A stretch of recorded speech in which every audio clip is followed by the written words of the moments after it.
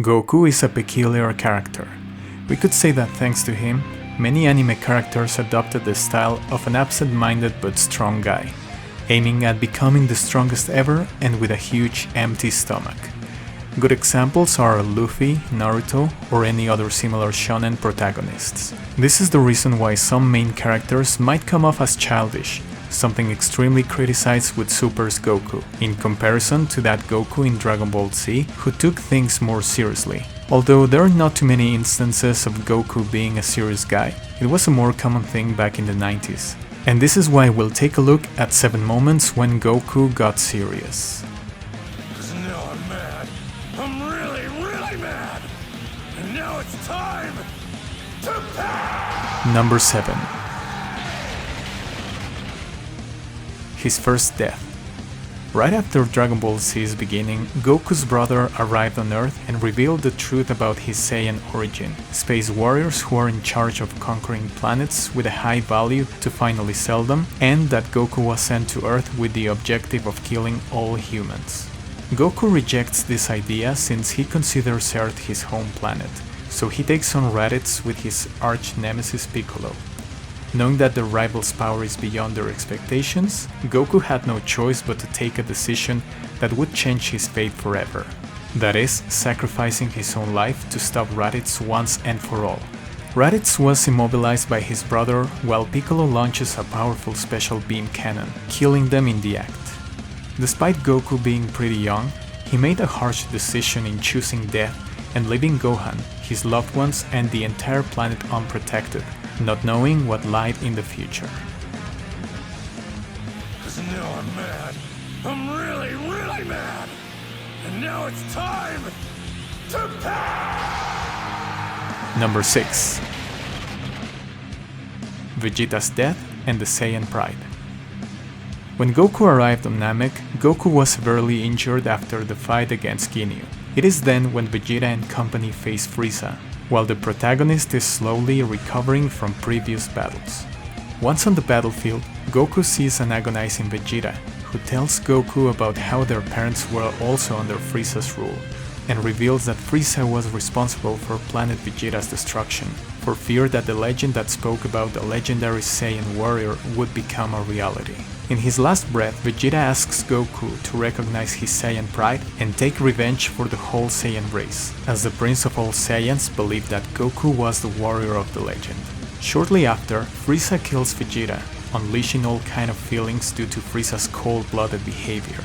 This is one of the first instances in which Goku starts recognizing his Saiyan origins, despite his despise for what most of the Saiyans did as conquerors of worlds and mass murderers. Even though he hated Vegeta, Goku recognized that the prince had the pride he was lacking, even wishing to get a part of it as he buried one of his biggest enemies. After this, he promised to avenge the death of all Namekians and Saiyans with one of the most memorable lines in Dragon Ball's history. Cause now I'm mad. I'm really, really mad. And now it's time to pass. Number 5. The Super Saiyan Sacrifice. After going through one of the hardest battles of his life, and after the Spirit Bomb proving ineffective against Frieza, the villain emerges to injure Piccolo and kill Krillin in one of the most sadistic deaths seen back then. It is then when Goku explodes in anger and turns into the legendary Super Saiyan, changing drastically his personality, but remaining calm despite his rage caused by his best friend's death. He orders Gohan to escape with Piccolo to the spaceship, as Goku knew they would be an obstacle in his battle against Frieza. In this way, he chooses to stay in the battlefield, knowing there's no way to come back home, especially after Frieza damages the planet's core in an attempt to destroy Goku out of fear. He displays a lot of maturity and responsibility, since he knew that dying for a second time would be his complete demise. Cause now I'm mad. I'm really, really mad. And now it's time to pass. Number 4. This is a serious one. The realization of his mistake by making Gohan fight Cell.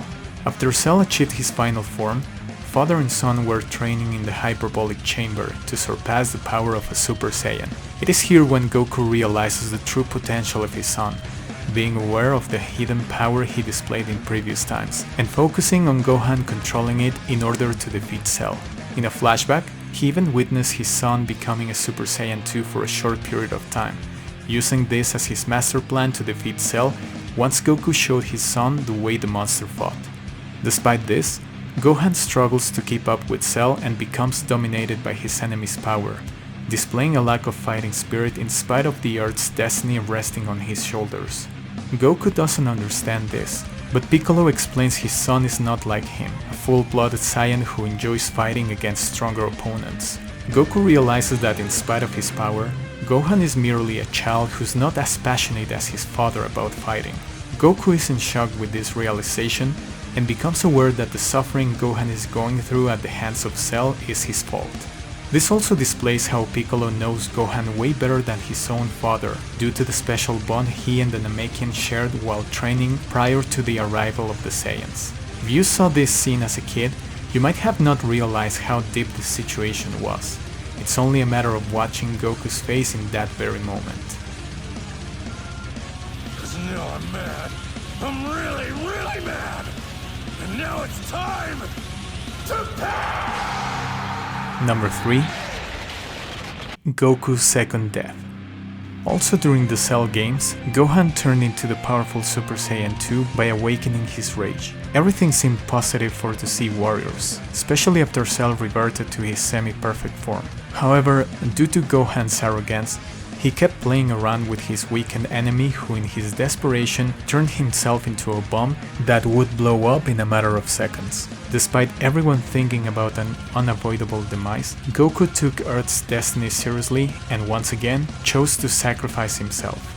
Knowing that it was a mistake to trust Gohan with the huge responsibility of protecting Earth at that stage, Goku embraced his destiny, feeling proud of his son who surpassed him in spite of his age.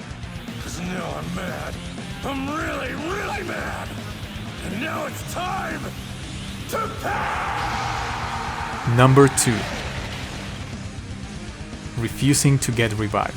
After Cell's defeat, everyone gathered at Kami's lookout to revive Trunks and everyone else who was killed by their enemy, including Goku. However, Goku interfered in this wish in spite of leaving his son and wife behind, as he stated that it was because of him that the Earth had been constantly under attack by the Saiyans, Frieza, and the Red Ribbon Army desired to seek revenge for what he did to them as a child. With this decision, Goku was confident that no further threats would arise. And even if that were the case, Gohan would be Earth's protector thanks to achieving a bigger power than that of his father. The Cell Saga was a good example where Goku evolved as a character and got really serious in critical situations. Now I'm mad. I'm really, really mad. And now it's time to pay! Number 1. Leaving Earth's fate to Goten and Trunks. After 7 years, Goku came back for a day only to realize that a new enemy was about to arise, being that Majin Buu.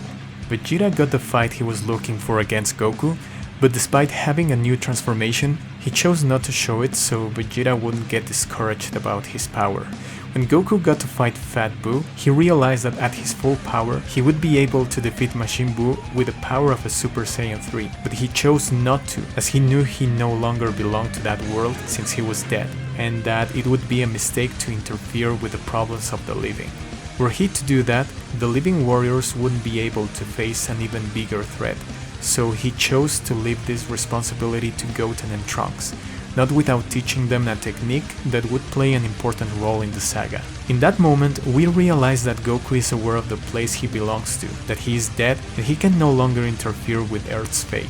It is a position that must have been extremely hard for Goku, as it required a high level of responsibility to be neutral in the face of a threat that could have well destroyed his friends and planet.